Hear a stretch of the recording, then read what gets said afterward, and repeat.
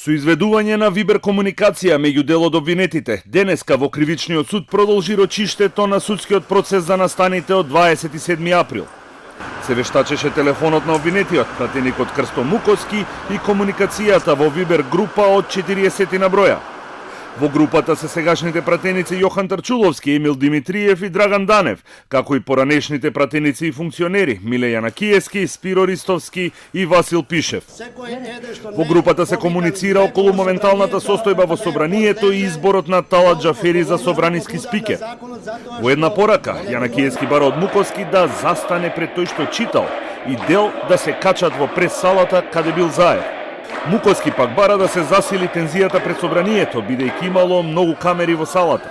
Клучни се пораките испратени од телефонскиот број кој е регистриран како Колешка Чај, бидејќи во нив се потврдува планот да се отворат вратите. Шекеринска, оставете ми ја мене. Отварајте, дечки, вратите. На денешното рочиште се вештачеше и телефонот на пратеникот Весел Мемеди.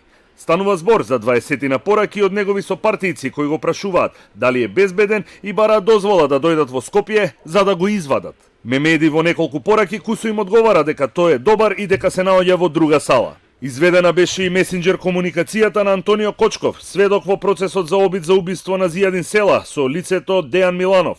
Дел од пораките се однесуваа на организирањето на протестите кои претходеа на настаните од 27 април, а потоа и на снимките каде што се наоѓа Кочков.